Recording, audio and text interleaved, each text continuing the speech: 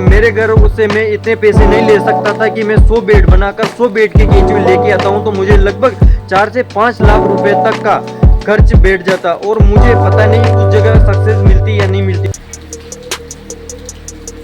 नमस्कार, मैं आपका छोटा भाई अमित। साथियों, मैंने किस प्रकार से अपनी वर्मी कंपोस्टिंग की सक्सेस पाई, किस प्रकार से मैंने अपनी वर्मी कंपोस्टिंग से वर्मी कंपोस्ट का जो बिज़नेस है इसमें कैसे अपनी सक्सेस बनाई और किस प्रकार से मैंने अपनी जो जर्नी है इसको किस तरीके से स्ट्रगल से पूरा किया। तो आज का वीडियो बहुत ही ज़्यादा खास है। मैं आपका छोटा भाई अमित। साथियों, अपना Shri Shyam Organics YouTube channel पे मैं आपका स्वागत करता हूं। जी हाँ साथियों, आप मेरे पीछे अपना वर्मी कंपोस्ट का फार्म यहां पे देख सकते हो, जिसे साथियों हमने एक बेड से शुरुआत किया था और आज हमारे फार्म पर कंप्लीट 50 बेड हो चुकी है और अब बारी है इन बेड को 100 बेड तक पहुंचाने की, जो कि ये लक्ष्य भी बहुत जल्दी पूरा होने वाला है। उन युवाओं के ऊपर मैं बात करने वाला हूँ जो कि अभी तक इस उलझन में उलझे पड़े हैं कि हमें किस सेक्टर में जाना है, जॉब करनी है या बिजनेस करना है, अभी तक वो नहीं डिसीजन ले पा रहे हैं।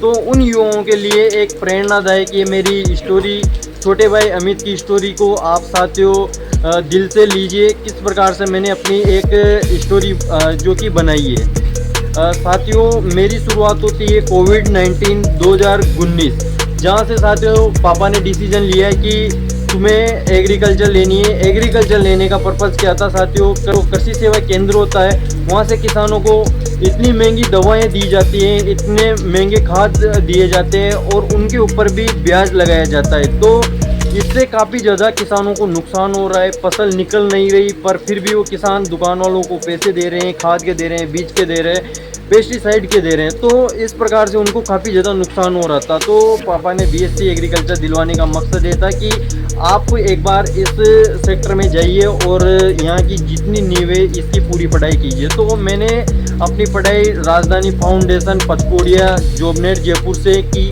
उसके बाद में मेरी गवर्नमेंट की तैयारी जो कि जेट का एग्ज़ाम फाइट करना होता है, वहाँ का एग्ज़ाम मेरे से नहीं दिलवाया गया और डायरेक्ट मेरे को कॉलेज दिलवा दिया गया, पंडित दीनदयाल उपाध्याय एग्रीकल्चर टोंक सिरोही का कॉलेज, जिसमें मैंने अपनी बीएससी एग्रीकल्चर की ग्रेजुएशन कंप्लीट की। उसके बाद में साथियों मेरी जो जर्नी स्टार्ट होती है, किस प्रकार से मैंने अपनी जर्नी को स्टार्ट किया, मैंने डिसीजन लिया कि मुझे एग्रीकल्चर जो कि देश का कल्चर है इसमें मैं आ ही गया हूँ। तो अब यहाँ से मुझे ऐसी स्टडी करनी चाहिए या फिर एक ऐसा बिजनेस स्टडी करना चाहिए जिसे मैं रोजगार खुद छोटे लेवल पर चालू कर और एक बड़े लेवल तक ले जा सकूँ।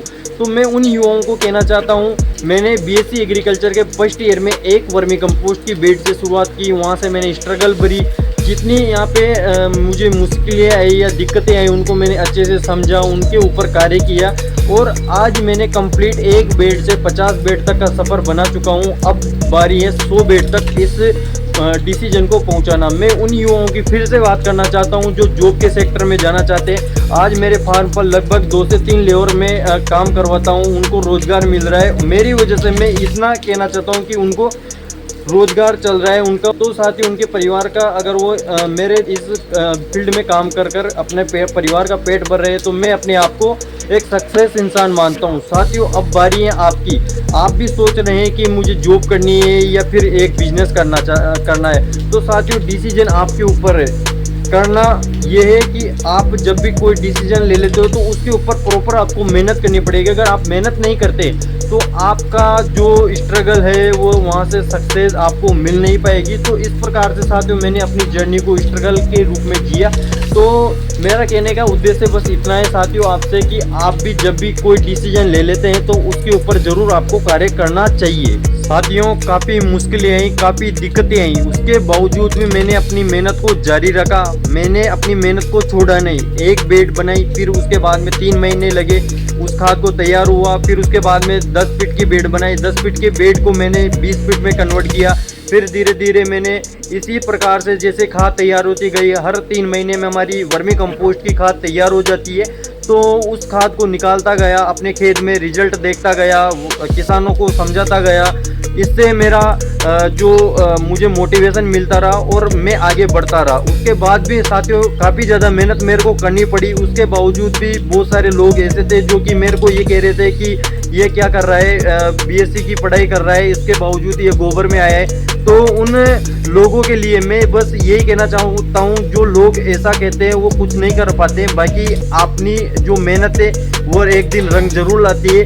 अगर आप अपनी स्टोरी इस प्रकार से खुद बनाना चाहते हैं तो साथियों मेहनत तो जरूर करनी पड़ेगी। मैंने आज मेरी स्टोरी आपको बताई, क्यों बता रहा हूँ, क्योंकि मैंने मेहनत की है, संघर्ष किया है। इसके प्रति साथियों मैं आपको ये बलिदान जो मैंने दिया है उसको आपको बता रहा हूँ। साथियों जो मेहनत करता है वही आगे बढ़ता है। आजकल ऐसा ट्रेंड चल रहा है कि जैसे कोई अच्छा सा ट्रेंड है उसके पीछे लोग भगेंगे। तो साथियों ऐसा नहीं करना।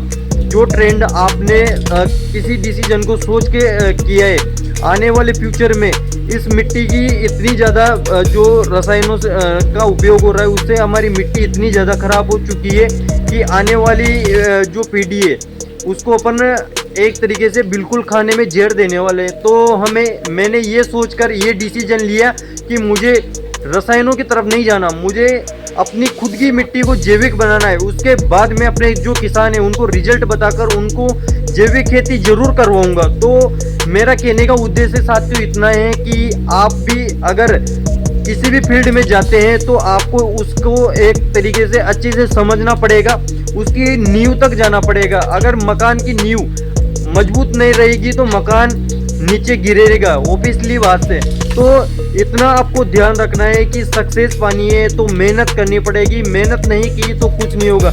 मैंने आपको बताया जैसे मेरी खाद तैयार होती गई तो मैंने अपने बेड को बढ़ाता रहा। मेरे घर उससे मैं इतने पैसे नहीं ले सकता था कि मैं 100 बेड बनाकर 100 बेड के केचुए लेके आता हूँ, तो मुझे लगभग 4 से 5 लाख रुपए तक का खर्च बैठ जाता और मुझे पता नहीं उस जगह सक्सेस मिलती या नहीं मिलती। मैंने एक बेड से स्टार्ट किया और आज आपके सामने है कि 50 बेड कंप्लीट हो चुके हैं। इनको 100 बेड तक किस प्रकार से ले जाना है अब वो प्रैक्टिकल तौर पर मैं सीख चुका हूँ किस प्रकार से करना है। तो जो भी किसान करना चाहते हैं वो हमसे जुड़ सकते हैं। और मैं उन युवाओं को वापस यही कहना चाहता हूँ कि आप किसी भी फील्ड में जाते हैं तो आपको उस फील्ड को एक बार अच्छे से सीखना है, फिर उसके बाद में इतनी मेहनत करनी है कि कोई कुछ भी कहे पर उस पर ध्यान नहीं देना, बस अपनी मेहनत चालू रखनी है। आशा करता हूँ, उम्मीद करता हूँ आपको मेरे द्वारा बताई गई जानकारी पसंद आई होगी। धन्यवाद। जय श्री श्याम। आपका छोटा भाई अमित।